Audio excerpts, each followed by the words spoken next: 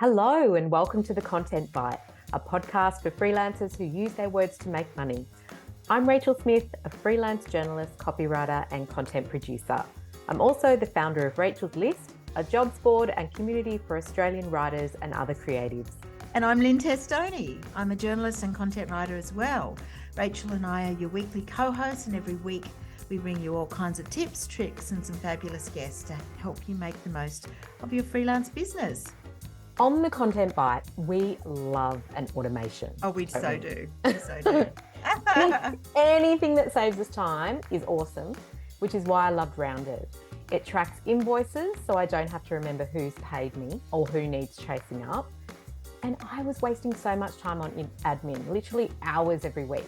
And now it takes me about 2 minutes to send an invoice. I also really love the gamification of Rounded. You can look on the interface and look at all the little pie charts. You set your targets. Set your targets. It's amazing. So, yeah, big thumbs And if you're a gold member of Rachel's List, you're also in luck because you can save 20% on any annual Rounded plan, and see the show notes for details.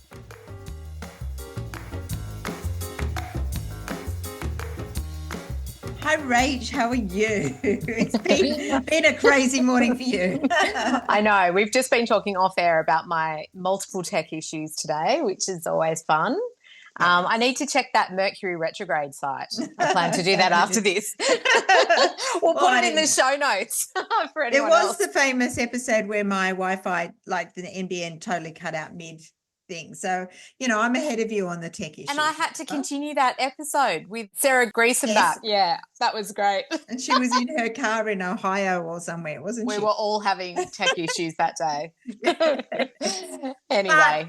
I'm very excited today because we finished yesterday. We got together and we had a big morning planning the podcast. Yes. All our marketing plan for 2025, and it's looking fabulous. It is. We've got a few new things coming up, but we have to finalise them before we tell you about it. Yes. That sounds really huge, but they're not really that huge. Yeah. More of the same, but better. Yeah. Yeah, well, I'm excited about our guest today because it is Karen Eck, who I keep hearing about, and she has crossed my path once or twice at Rachel's List, but she's an absolute powerhouse and a very inspiring woman. And I just want to hear her story, and she's going to talk to us about how we can raise our profile and attract the right clients, which everybody always asks us about, and which is a big consideration this time of year as well. Yeah. Now, do you want to introduce Karen? I will, yes. Karen Eck is a highly regarded public relations expert, strategic advisor and entrepreneur. Known for her energy and impact, she develops businesses that elevate ideas and people. These include the power of visibility and Collaborate Women. Her publicity firm, Eck Factor, represents major entertainment, lifestyle and consumer brands, as well as high-profile and high-potential talent. Welcome, Karen, to The Content Bite. Welcome. Hello, thank you so much. I'm very excited. You guys have got such a nice rapport. It's so lovely to actually see you on screen. I know that people are listening to this, but it's really obvious when you listen to your podcast. You guys just have such a great chat. Oh, thank you. Congratulations. Such an achievement. Oh, that's so nice. My friend rang me this morning. She said, I'm just midway through last week's episode. And I said, what? Do you actually listen to the podcast? She's not a writer at all. And she goes, yes. And I've got lots of ideas about LinkedIn now, so I need to ask you X, Y, and Z. And I thought, wow, when your friends who are not writers listen in, that's always quite nice as well. Is this after an invite to the next party? Yes. Something to talk about. Exactly. Well, Karen, we go way back. I worked with you. Oh, we were trying to say, because your children were very little at the time, so it's almost like 20 years ago, which is... It is, and so my daughter's 22 now, and, travelling overseas, and my son is 17 and living his best youth life, let's just say that, finding his new pathway, and it's fantastic, and it is incredible when you think, gosh, we've known each other. And I'm so pleased that when things come a little, it's not that it's full circle, but, we all live in these circles, don't we, where we work with people years ago. It just reminds us that we can't piss anyone off because eventually you're going to be in the same room. And it's just, I think if you work well with someone 20 years ago, you always work well with them again. That's a personal kind of view. as well. It's true. It's lovely, isn't it? Mm. I know that some of our listeners don't have the knowledge that I have, so about you and your work. So do you want to tell us a little bit about your career journey to date? Sure. I started as a television publicist, so I studied communications in Canberra. And so my first job was working with the likes of, B1 and B2 and then Andrew Denton. So that was like a baptism of fire. And then I went to Channel 9 for about 4.5 years as a senior publicist and absolutely loved that. So going from national broadcast to the commercial world. And then I was fortunate to be able to move to Washington, D.C. My husband's Navy. So yes, he irons and I don't. Love that. Yeah, I was able to, I got a job because I had a reciprocal visa arrangement, which was wonderful. So I was in a position where I could work straight away, and I worked for Discovery Channel over there, Discovery International. And they had a big television event called Eco Challenge, created by Mark Burnett. And he went on to then create Survivor. So we're talking a while ago. And Eco Challenge is a big expedition race. And I was able to then work around the world. So, Morocco and the Atlas Mountains and Argentina and Borneo and New Zealand as well. So that was a really big adventurous part of my life. And I realized then, having worked in as a television publicist and, I'm working with media 24 hours a day, it felt, how much of a break I needed from that. And so for 3 years, I really lent into a different aspect of my PR world. And it was more logistics and more event based. But because I had a very solid background as a publicist, I was able to then deal with all the publicists around the world on this international event. So everything you do always helps the next thing. Yeah. But I then came back to Australia and I actually set up Eck Factor in America because I needed an entity. And Eck Factor became my PR agency in Australia. And the reason I started it more robustly here was that I had a boss who said, when I was at the ABC, I can imagine you running your own business. And I was intrigued by that. And I always remembered, it was like a little seed planted in the back of my mind. And also had a friend of mine who was my bridesmaid whose father said, people like Karen Eck need to run their own business because they work really hard. So those two things were just there. And when I came back to Australia, I was offered a corporate job or two, and I turned them down because I thought, no, I feel like I want to keep working, establishing an agency, and I feel like I can do it. I didn't know any real way of doing it except to just do the projects, get the best teams in, and just keep working. So I think if you've got energy and drive, it's a good thing to do. I think having your own business is absolutely fantastic. And that's, Eck Factor existed for 20 years, still does exist, but it's evolved since then. So in its heyday, we had an office, we had a big team, we represented every channel and subscription channel pretty much in Australia. Loved all of that, red carpets, you name it, talent galore, and it suited me. And I had young children, so it all worked in very, very, very well. And then as the kids got older, I really wanted it to evolve more. So now I do more project work. I set up my teams more like production teams, if you like, to achieve a particular end goal for campaigns that I take on board. So, fundamentally, my career journey has been pretty fluid. I've loved it. I think it's been a wonderful career, and I can't see myself giving it up anytime soon. I just think I'm going to do different things. Yeah. That's what happens when you're a busy, productive person. You can't help but just, go with the next idea and see where it takes you. Fantastic. Amazing. Well, I was saying earlier on in the podcast that I think our paths crossed at Rachel's List once or twice. You might have been posting a job or something like that. Yeah. But also I just keep hearing your name from so many different people. So I really want to know, how much time do you spend on Eck Factor as opposed to your other brands as well? It's all an evolution.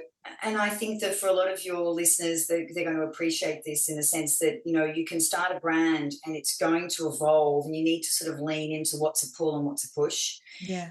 I have to be honest, with my Eck Factor business, it's always been a pull. In other words, people have come to me, it's been referral, which I've been very grateful for. We've worked hard, we established ourselves as experts in the space. And it was more around, that's an exciting project. I really like these people. Yes, I'm happy to work with them, and this is how we can work together and achieve great results. Certainly, I did pitch for work. It's not saying I didn't pitch for it. I did, and I pitched very successfully for the Oprah business, for example. When Oprah came to Australia, X Factor won that account, and we looked after media relations in Australia. Now, that was no mean feat. And in fact, PR agencies were, the rumor was people were going around saying, who the hell is the X Factor? You know, who are they? You know, when you had much bigger agencies. But the truth to the success of that pitch was in reading the brief properly. Yeah. Being honest with the people who sent the brief. And I went back and said, you're asking for an entertainment PR agency, but you're also asking for government relations. Those two things don't work together. And you want a small agency. You want a small team. You're not going to get that in a small team. You might get it in a really big team. But they also needed publicity specialists, and you're not going to get that either in a big PR agency, because publicity is the specialization. Yeah. Realize that, but there are specialist publicists for a reason. So when I was really honest and said, look, I think that the way to go around this brief would be to collaborate. How would you feel if I collaborated with someone who could be looking after stakeholder relationships, as in the government relationships, and then I will be able to do the media piece and look after that element of the campaign. So that's how that came about. The collaboration meant that we were successful, which is extraordinary. And that is Kim McKay, who now runs the Australian Museum. Wow. It's amazing. Big thinker, coming back to the detail as well. So in terms of X Factor business, very much referrals meant that it was a pull. I could work on the things I really loved. What I've come to appreciate is some of the brands I've since developed are more of a push. You have to think more about marketing. You need to think more about how you promote it. That's a different space, which is, of course, you know, so many people that listen to this fabulous podcast, that's what they may struggle with, is how do you get that kind of cut through when you know that it's a bit more of a push and you're not really that comfortable with it. So it's probably to answer your question. It's a long-winded answer. But I would say at the moment, you know, my mix of X Factor, if I'm on an X Factor project, I'm like almost 80% on it. I go right in. I'm fast and furious at getting the project results, and then I'll come out of it. And it's almost like a production company in that I hire the expertise I need to get the job done. I think that works really well because there are so many experts out there where I tap into them. And you know, if I'm hiring someone specifically, I can then go, great, I want that sort of subject matter expertise, and I can get that rather than hiring it to be a part of a team and an employee. That is really what Rachel's List is all about, and what we try to put out there. You know, like, instead of getting this bum on a seat on a 9 to 5, you can very easily plug the gaps in your team as and when you need them, and then that person goes on to another project and you haven't, you know, had to take on a full-time employee. So I think the freelance world is, you know, really exciting for that reason, because you can. I think that, you know, in hiring people, when I'm looking to hire people, what I'm really looking for is a very clear idea of their expertise, or the area that they have deep knowledge in. If someone's too general, then they may not be the person that I go with. Interesting. It's very specific. So I've hired on LinkedIn because it was a project, it was a Friday night, and this is a number of years ago actually, when LinkedIn wasn't even that popular, but I was using it quite a bit. And I actually looked specifically for an art publicist who does exhibitions for a particular aspect of my project. I really wanted to bring a sort of expertise in that sort of meant that I was delivering something a little bit special and out of the box. And on a Friday night, I connected with this person because their profile was bang on. I went, she can do the job. Whether I like her or not is not that important, to be honest. It's a project that's going to last 2 weeks. We don't need to be friends. So interesting. Understanding your expertise was super clear. So when I looked at it, I went, yep, she's definitely got the runs on the board. I can see she can deliver. I contacted her on LinkedIn and said, this is specifically what I'm after. are you interested and available? She said yes. Can you talk now? It's like Friday night at 9 o'clock. It's terrible, isn't it? But you do these things. Yeah. And within 15 minutes, we struck up our deal. And she went on and delivered brilliantly. So that's honestly how I hire a lot of freelancers. I'm looking at specific. So my definite top tip would be, when you look at your profile and how you're potentially positioning yourself, is it really, really clear to someone who does not know you at all? Because you may just get that out of the blue connection or request, and you could be absolutely perfect for someone. So interesting. Amazing.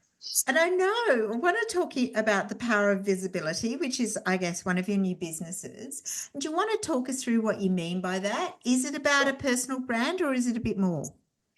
I actually think it's a lot more than that. So for me, it's about stepping into your expertise. So a lot of your, followers and people who listen to you have got expertise. They're an expert in something. It's not just necessarily writing, but they might be that they're an expert in a particular area, and that's their passion area as well. But the power of visibility is about enabling people to step into their expertise and to use the right, I guess, to have a plan in place so that they can actually share that for the business goals that they're after.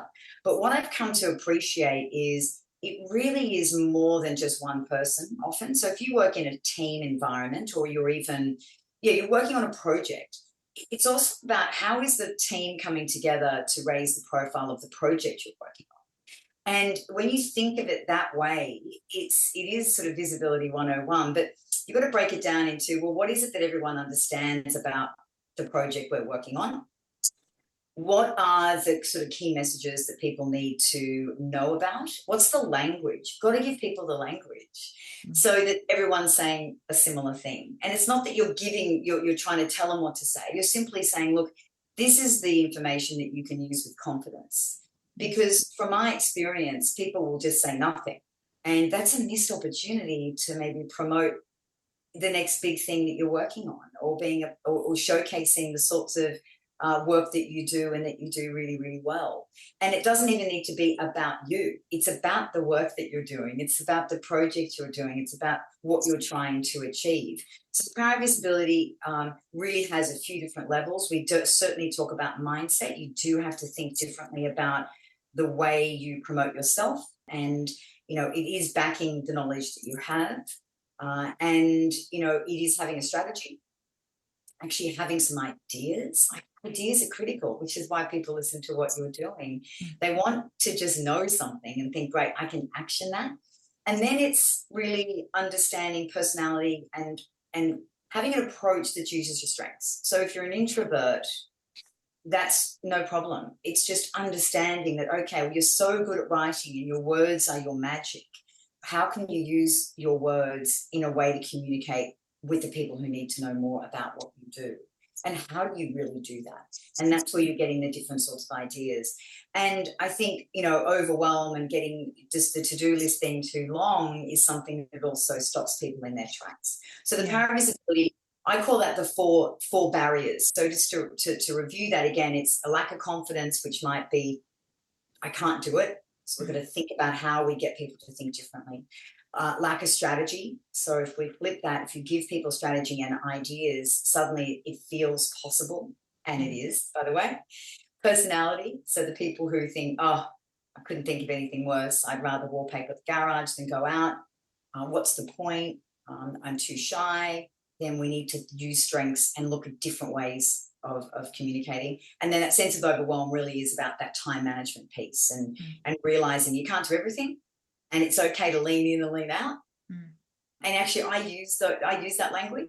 I was involved with the charity group, and what I love about the way they organise their team is that when you're ready to lean out, or you need to lean out, you just say, look, I'm going to lean out this year, or and then you can lean back in. Like everyone, you don't have to explain why. It's just that we can't all do everything. So the power of visibility really is around giving people a way of moving forward, and I do that through workshops. I do that through more and more right now, one-on-one coaching. So I would never consider myself, I'm not a life coach or a business coach as such, but if you want to put a label on it, probably a visibility coach is the closest thing to it.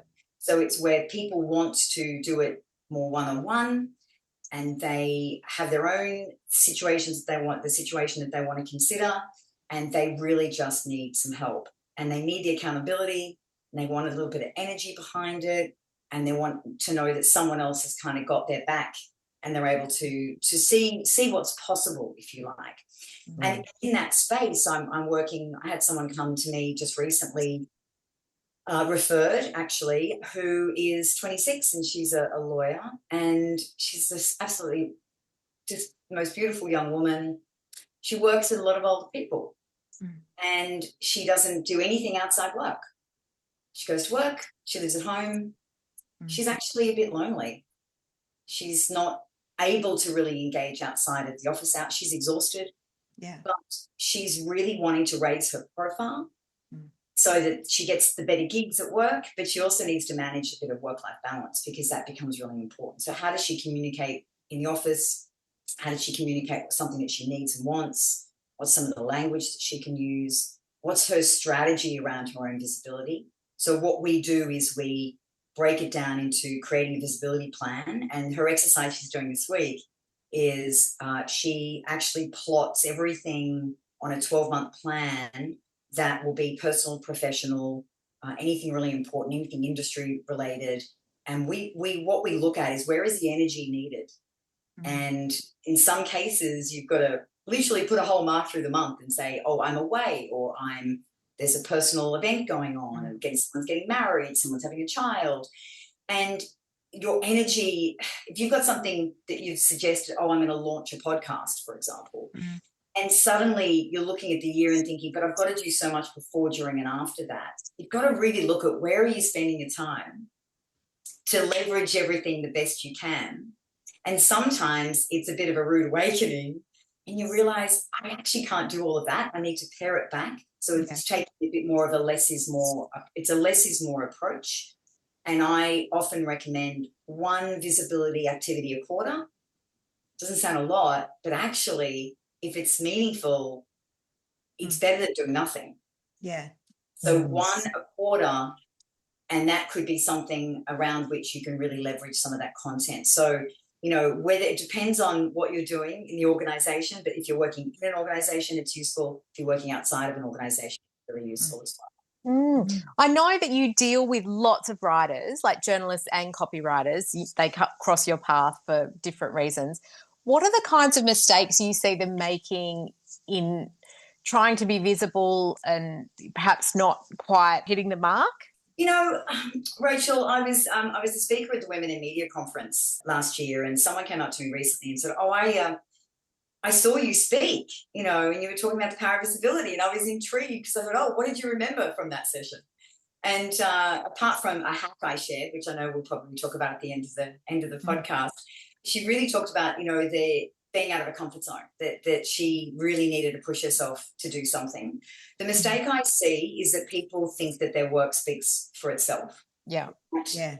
Foremost, content creators are so good at creating their content, they're doing it for other people, or they're writing their whatever it is that they're doing, but they kind of feel, oh no, well, that was in the Women's Weekly, so why would I need to talk about it anymore? So you need to be pushed out of your comfort zone to know that the content you're creating is an absolute goldmine to leverage. So as an example, Susan Horsburgh, a wonderful writer who's written for me. We love Susan. She's been on the Susan. podcast. She was at the summit, I know.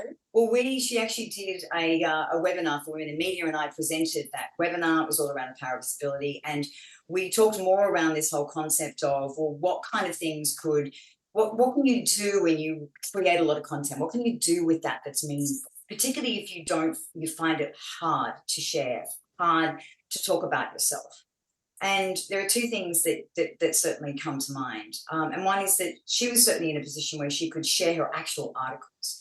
So on LinkedIn, she then started to post those stories and have a little commentary around those stories. Now, she'd never done that before, and that was a huge mind shift. And you know what? The engagement has been fantastic. I know she moved the dial on her visibility 100%. she feels more confident in her ability to do some of those things and knows that there's a reason for doing it. So, the content that your writers have, it's there. It's like, I would absolutely recommend go back into the archives, look at, so if I was doing a visibility plan for one of your, freelancers, it'd be, okay, let's have a look at what's happening this year. What are the milestones? What are the anniversaries? What are the things that are happening in 2025? Go back into your career, and is there a moment in time that's relevant for you? It might be 20 years since you did something, launched something, the creation of something you're super proud of. How's it evolved? Like that was then, this is now. And if you've got an old photo that kind of tells that story of then, you're in a really good situation to tell the story now. And your audience know a good story, know a good angle, know what's captivating, know what's engaging. So I would just say, absolutely, hand on heart, there is no one that's listening to this that wouldn't be able to, use the content that they have right in front of them. They just need to, lean into what they want to say now and what excites them now. And, all of that is so entirely possible. In fact, I actually think your group has the greatest potential to raise visibility for their own work. It's so funny what you say about going back into the archives and that sort of thing. Someone who I think does that really well, who is a Rachel's Lister but also a friend of ours, is John Burfett. I don't know if you know him, but he's good at doing that, isn't he, Lynn? He kind of goes back 20 years and it's like he's got a encyclopedic memory of the things he was doing 20 years ago, and he's always got the photo as well. He does. He's also the king of the Logies, I must say. Yeah. He's done so many stories on the Logies, and I love all his retrospectives. Yeah. One of the things I really wanted to talk about is when for the podcast I asked you for a short bio and a headshot, and you were so efficient. Like, you gave me 4 bios. One was a one-liner, one was the one with different ones, and like to a full page, which is fantastic, all on hand in a Google folder, plus a really nice headshot. Are they the sort of things that you help people set up? Yeah. So it's not rocket science, but most people aren't organized, actually. Yeah. No, they're not. So this comes back to being a publicist. If I was pitching a story and someone said, I need bio, photo, and I need it now. In some cases, I might have 5 minutes to nab that. And it's happened to me many times. I've had covers of 5-minute conversations with someone because the photo's been so good, but whatever it may be, it's like, I know that they need it now, otherwise they'll simply move on. And when people are not ready, and I call it being asset ready, you miss opportunities. So one of the first things I say is, there are 3 killer mistakes I talk about. One is, you think your work speaks for itself. It doesn't. You do have to get out of the comfort zone and push forward. And the second is, you need to be asset ready. I love that, asset ready. And the third is, you're so overwhelmed that you do nothing at all. Okay. So there's 3 killer mistakes. Yes. So if we look at being asset ready, there are a few things you just absolutely have to have, and all your writers and editors will go, yeah, of course. And that is, you do need a good bio. And I'll go back into the bio for a second because that's actually important. But in terms of the photo, you'd be amazed how terrible some of the quality of imagery, it needs to be good. It needs to be high quality, good headshot, needs to be something that's appropriate. And I always say, if you've got like a more editorial style shot, that could be something that's more in a magazine, that's like not just a head and shoulders, that's an added bonus. But you definitely need to have a photo that is up to date and something that you like enough. It can't be a photo that you hate and therefore you hesitate to send. Oh, I hate that. I look fat, look ugly. It's not good enough. You need to get ready. So that means hair, makeup, styling, and a good photographer. If anyone wants a recommendation for that, I'm happy to provide it. There are a few people that I work with, and it is easy. Now, for women, this is more of a pain than it is for men. And it stops women putting up their hands to participate in even publicity interviews. And I've been there as a publicist. I've asked people to participate in what will be an amazing opportunity, and they say no. And they say no because it's going to be hair and makeup for 2 hours, an hour and a half. I don't like what I'm wearing. I've got to get something sorted. That's just the logistical side of it, let alone the fear of sort of someone thinking that, they don't look right. But that photography and getting that sorted, once you get it done, it's like an insurance policy, put in the top drawer and you can forget about it. But it's actually not the top drawer. It's in an assets folder on your desktop, which is what's important and what I gave you. Okay, so that's your photography. When it comes to your bio, I have a formula, which I call a bio formula. Everything needs a name, and it's essentially you start with 3 words. Actually, when you're doing the worksheet, it's 3 words, which is sort of how you describe yourself in 3 words. So you kind of, in my case, if it's sort of communication strategist or advisor, entrepreneur, like what buckets are you putting yourself in? Now, this can change and evolve all the time. That's fine. But just be clear so that when you say it, you're not hesitating. And when I talked about earlier, when someone has a specified niche, if there's a niche that they really want to be known for, those 3 words should reflect that. And it should be the first line of your bio, because how are you then communicating your expertise if you're not making it extremely clear? So your one line is this summary of your three words, if you like. It's really important. Then the one paragraph is a summary of your 400 words. So 400 words, roughly a page. Look, even the Queen's bio is no more than a page. You literally look it up. It's no more than 400 words. So no one needs a very long bio. And the one paragraph summary is literally the first part of that 400 words. So it's very, very similar. So it's got following a formula, which means when someone says, like at your summit, you might say to someone, send me your bio. You don't really need 400 words, but you might need a nice pithy 1 paragraph. Yeah. You're copying and pasting. So how much easier is that for you than someone who's cobbling something together that's not particularly well written or up to date? Yes, so to answer your question, it's like you have these available and you put them on a visibility assets folder on your desktop. You have it available in your G Drive, and when someone says, send me something, it shouldn't take you any more than 5 minutes. You might go in and just check your bio to make sure it is the most. Is there anything new you can add, a new project? Is it as up to date as it should be? And in some cases, you might tweak the bio or do another version to suit a particular client. If they're really after something and you want to sort of focus on more expertise. So that bio becomes the shortcut, and it should never be, particularly your audience, where they're hesitating and they're going, oh, I sound like I'm big noting myself, because that's another barrier, is that people feel like they can't really express their brilliance. So interesting. It is. We talked a bit, I think, off air about networking and how this is the year of networking. I keep reading about it. I think after the summit, we realised how valuable it is getting together in person with people. And you've got a networking event that we're going to discuss. So talk to us in the sense of why networking is so valuable, and as part of that, the relationship marketing that you can do that's really unique to being in a room with someone as opposed to, doing it online or something like that. Yeah. A lot of people hate networking, and I understand that. I think a lot of networking events are ineffective. They don't achieve what people are hoping to get from them. And it makes it awkward. They go into a room, they don't know anyone. They're walking around trying to find someone to talk to and just hope they have a conversation that is not just, beneficial, but interesting. And I think that's a terrible situation for anyone to be in. And I've been in it myself. And I would say that I'm a classic sort of extrovert. I love people and I get a lot of energy from that. But I work with a lot of introverts, and I've got a lot of introverts, friends of mine. So off the back of COVID, I met someone who was actually a new branding shoot I was doing, and she had been locked out of Singapore thanks to the pandemic, and her network was 6 years old.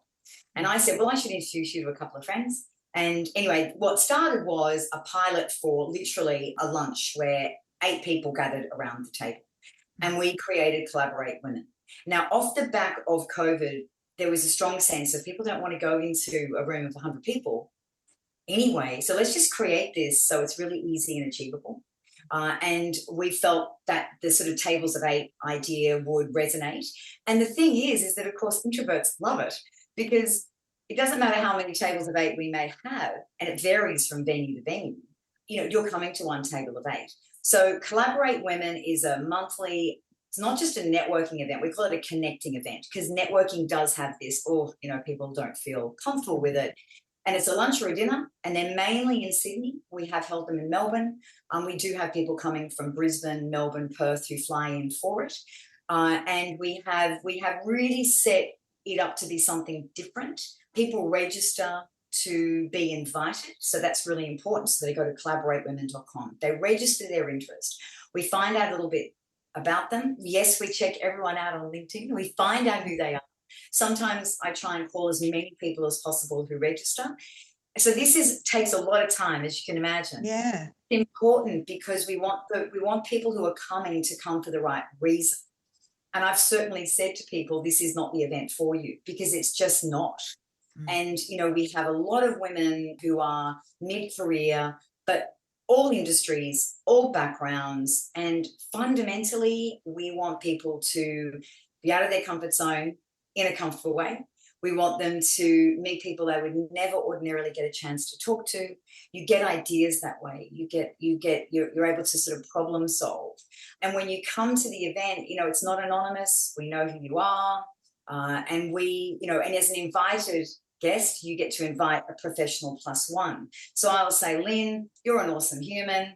You bring an awesome human. Yeah. Because you know what we're doing. So it kind of means that the people coming into the room are referred and they're trusted. We have a no hustle policy. So it means that no one's selling you a 5-step program. Yes. So no one wants that.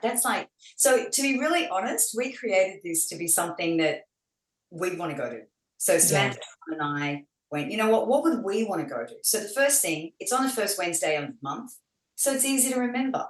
It's like, no one wants it to be more difficult. So first Wednesday of the month. And we have a number of people who we've held 27 events now, and, we've had people who've come to 20 or 25 of them. But then there are those who come and dip in and they dip out. The other thing that's different about it is that we have a table lead, and the table lead has a question guide. And so from the very beginning, you're deep in professional conversation. And that makes a difference, because it's like, it's not a mother's group, no offense. It's like, we don't need to talk about kids. It's not a recruitment service, so don't expect to be getting a job, but you never know who you're sitting next to, because we curate the tables very carefully. And, we're not there to help you find the next best thing, but it could be right there at your table. So there's no obligation, there's no expectation, but there's a lot of joy. And I think we live in a world where loneliness is a real thing. It's lonely in the office. It's lonely, people on their headphones, whatever it may be. People are disconnected. They don't have community as much as they should. And this loneliness sort of epidemic, if you like. So we really see and feel this, and this is sort of one way of helping women to connect. And we also focus on female-led venues and head chefs where we can. So we go to venues where women in hospitality are at the helm.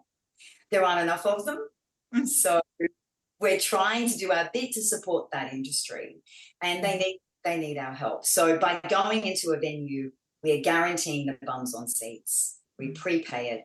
We are utterly professional in the way we execute it. And every single event is different. There's always a surprise or two. Every table is different. Every table is the best. So for 2025 and beyond, Collaborate Women is definitely on the whiteboard to continue to evolve.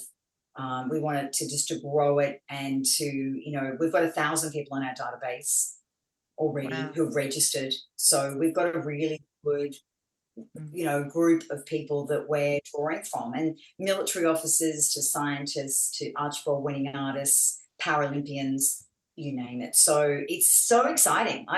It still gives me a buzz. It's been interesting because I quite like it, because I'm like you, Karen, a bit more of an extrovert, but I've been to some really dreadful networking events, or events where basically people huddle, or else somebody tries to sell you something, and And I, so it's hard, I think, getting out there and doing that networking or doing, meeting people, connecting, as you say, without, how do you pick the right ones? Like, I mean, obviously, how do you reach out to get onto the right sort of events, do you think?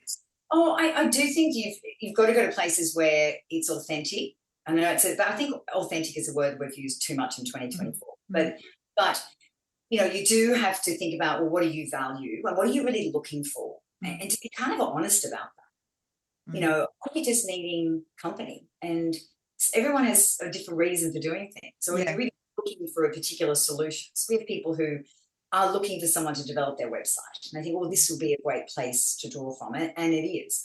Or I really need a bit of clarity around how do I handle, my marketing strategy, or it could be I'm after brand new ideas. I just wanted some fun.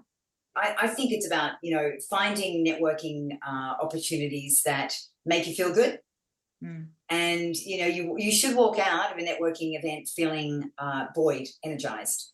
And if you've done that, I think it's a good space. Whatever it may be, you're probably in the right place. Yeah.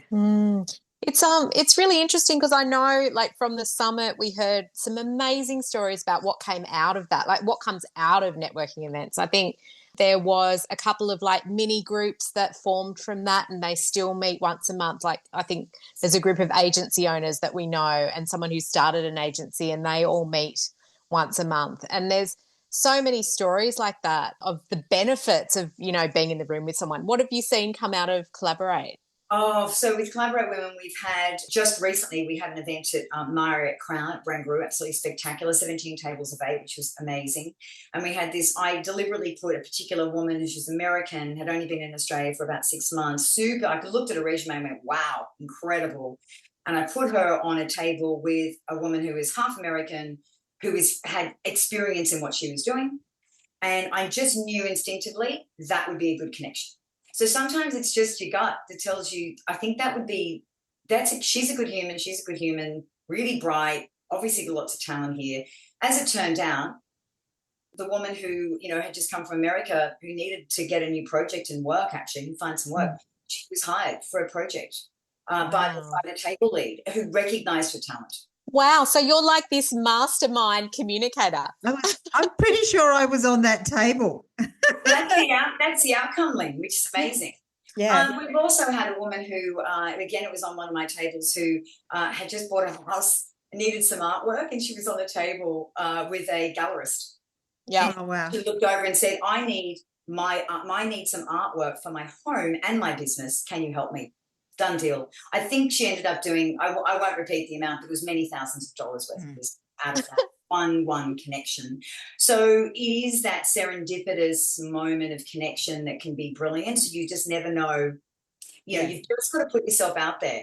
And what I would say about networking is nothing's gained if you do nothing. Yeah. And the other big thing about visibility, broadly speaking, is that people, if you are not visible, people don't know that they should be doing business with you. Yeah. Yeah. You have to let people know you exist, what you stand for, your specialization, why they need you. And and if they don't know that they need to do business with you, they are not going to do business with you. And, if you just think about it from that perspective, it might urge people a little bit further towards, being more visible in 2025 for the right reasons. Amazing. I mean, we know from our guests and also people that we've talked to at Rachel's List that last year was a really hard year for a lot of freelancers. Do you think now is a really good time to start working, on your profile, or should you be waiting a little bit because everything is super flooded on LinkedIn? I've noticed that. Maybe that's just January. Yeah. Yeah, I think it's a great time. I think that it's always an evolution. So I do think that while it's quiet, work on your visibility assets. So if and the first thing to do there is, if you don't have a photo you like, for example, schedule it. So the first thing to do is schedule it. Then you work backwards. So while you've got the time, do that. I think that you're better to just get something down and then think about it. So it's almost like, create the first draft of something and say, right, I want to rewrite my website. I want to work on it. It is just starting it and then and then having an endpoint and doing it. So I think now is a great time. I also think at the beginning of the year, I get a lot of interest from people wanting to boost their visibility because over the Christmas holidays, they've realized how invisible they are. Yeah. It's not helping their career. It's not helping them get the next gig. They have to be more visible. How do they do that? They do need to have a strategy. And if anyone's interested in having a little bit of a check, I do have something on my website which I've literally called a visibility health check, and I'll send you that link so you've got that to pass on. But what I'm encouraging people to do is just to think about where they're sitting with their visibility, and just by thinking about it, you're already taking a step forward. Yeah, that's the thing to realize and appreciate. So now is a great time. I always think, doing something is better than nothing. Sometimes then deciding not to do something is important, but it's got to be a part of a broader visibility plan where you understand why. And also, whatever you're doing, you've got to think about that kind of call to action, like why do something? Yeah. So if you're doing something on LinkedIn, if you're doing LinkedIn or even on Instagram, like what's the call to action? Like what are you expecting people to get from it? So I always encourage people to think, is it just awareness? Is it pointing them to somewhere to do something? Is it, getting them to buy? Whatever it could be, whatever it is, being super clear about it will help you determine where you put that message, how you talk about it, and what you need to do to sort of support it. And all of those things seem simple, but you just got to think about it strategically. Yeah. And that's got nothing to do with personality. Yeah. Yeah. So if people are feeling awkward, I did have someone ask me about, when posting on LinkedIn, she said one of the problems that she had is culturally, she was from a Middle Eastern background. She said that culturally it was not appropriate to be talking about herself on LinkedIn. So she found it extremely awkward to do that. So what sorts of things can she do? And what we did was we workshopped what she's passionate about and what she cares about in the world. And then from that conversation, it was an absolute light bulb. I can't tell you, she went from doing nothing on LinkedIn to being quite prolific, because suddenly she went, oh, it's not about me. I'm going to talk about what she can do. Yeah. Well, it's also, and it's about, well, what do I care about? So she would share information and share stories about the topics that she felt very passionate about.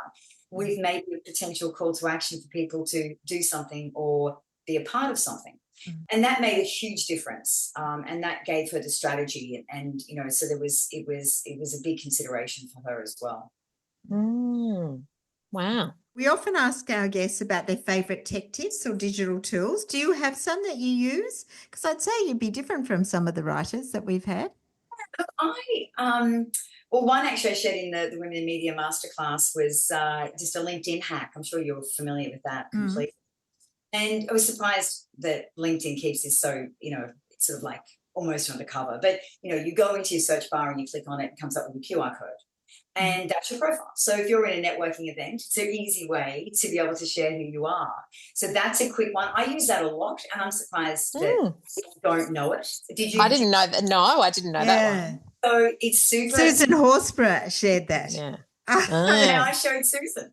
Yes. So you can see it all goes full circle. But, so I love that hack. I also subscribe to a media database called MediaNet, and so Media Connect, and that is important because these days, you need to be able to get phone numbers or contacts from people. And I find there's so much change that if I'm doing a campaign, to be really honest, I feel like I'm sort of recreating the wheel every time, because you're starting fresh almost every time you do a campaign. People are moving so fast. So that's extremely helpful. So for anyone out there, I know, for example, you've had book publicist Nicole, she would need that database, and you need mobile numbers are great. The biggest hack is get someone's mobile number. Of course, a tech hack, which is a real sort of application of that, is texting. I mean, we are now pitching on a text, which never used to happen ever. Yeah. But you can get through to someone quite quickly that way. The other thing I've done is I've actually pitched via or connected with people on LinkedIn. I've been able to get through to a CEO of a company on LinkedIn. Whereas any other way, there would have been 4 gatekeepers, and I would never have Mm. a very quick and honest conversation with someone. Mm. And that was brilliant. So it's, for me, it's about how I'm using the technology. Can't live without Canva, let's be honest. Yeah. It saves so much time. And, you know, even from a personal perspective, I use it a lot, which is absolutely brilliant. But, you know, it's using these sort of platforms efficiently and using them as often as you can to save time. Yeah. Mm. Wow. I know you mentioned off air as well that you sometimes do hire writers. And because our audience are writers for the most part, talk to us about what you look for when you're hiring. Great. Thank you for that question. So I'm often after someone who's got a sort of a real expertise in an area. So, for example, I'm about to work on a project. I can't say what it is, but I just got the green light to work with. It's an exciting project. It'll probably go throughout the year, and this is with my X Factor hat on. And I'll be working with a writer who can write some media content in the medical area, science, as well as health and wellness. And so what I typically do there is I might say, look, this is, you know, we're developing a media kit, and I want a specific press release that really uses the language that this industry is going to respect. And I did this once with an architecture writer, because I don't know anything about architecture, but I needed some materials that spoke very specifically about the architecture of a building. And there's real language nuance. Yeah. So I needed someone to be able to just nail it. And of course, it meant we got great pickup. And I'm not going to pretend that I can write that. I can't. I don't know the language to use. It's going to be obvious what I don't know. So I look for experts in certain areas. So I'm absolutely delighted to connect with writers who, you know, are interested in working with people like myself. And I would say stay in contact. So many people, you know, you connect with them and then you never hear from them again. And quite frankly, out of sight, out of mind, which also goes to visibility. Out of sight, out of mind. People will just forget about you. Yeah. Someone else that's just quietly reminding you that they're there, and you'll just think of them first. And you don't need to be doing a hard sell. It can simply be, hey, I've got some capacity over the next 2 or 3 months. If you've got anything, love to hear from you. Honestly, I guarantee people that something will come from that approach, because they go, oh yeah, Rachel, she's around. I forgot about Rachel. And in fact, she'd be perfect for something. Yeah. It is important, because you do need to keep top of mind, really, isn't it? Yeah. And I think a lot of freelancers, they think, oh, I'm just bugging them and that's really annoying, and so I'll just stop now if nothing's come of it. But actually a little line here and there, you know, isn't a problem and keeps you top of mind. And sometimes it's sharing things. You can just think of someone and share something. It could be a funny story, an interesting bit of data, and it, you know, makes you think of them. Yeah. Share it. And I would do that directly on LinkedIn. One thing I would say is for LinkedIn, it's developed and evolved a lot in the last couple of years. It's becoming a bit spammy. So if people have automatic bounce backs, and you might get that with your premium account, for example, I get annoyed by that. I will block people who send me back an instant message, because there's no personalization. Yeah. Which is kind of, we go back into the networking discussion. What's important is personalization. People want to be seen and heard, and that's also around the power of visibility. You want to be seen and heard for the expertise you have. And sometimes raising your profile is around feeling respected. It might not even be about selling widgets or business. It could be, I know I'm good at what I do, and I want people to know that I stand for something. So you know, being seen and heard for what matters to you, whether it's in a business environment or even in a community, you know, that's where the power of visibility is I think incredibly helpful to get to have as part of your day. I love that. And on that brilliant note, I think we're going to have to say goodbye because it's going to be far too long an episode. Such a great chat. It has been brilliant, Karen. Thank you so much. And I'll put some notes of where people can find you. I presume we'll put your LinkedIn and maybe Eck Factor and some of your other websites as well. And Collaborate as well. Absolutely. Yeah. It's been so fun. You guys are amazing. Keep doing what you're doing. Stay well and stay visible. We'll try. We'll try. Okay. We'll see you next week. Bye. Bye. Thanks again to our wonderful sponsors, Rounded, easy accounting and invoicing software that helps freelancers run their business with confidence. And don't forget, if you're a gold member of Rachel's List, you can check your welcome emails for an exclusive discount code on the annual subscription rate. You can also find it in the private Facebook Gold group or just contact us at hello@rachelslist.com.au.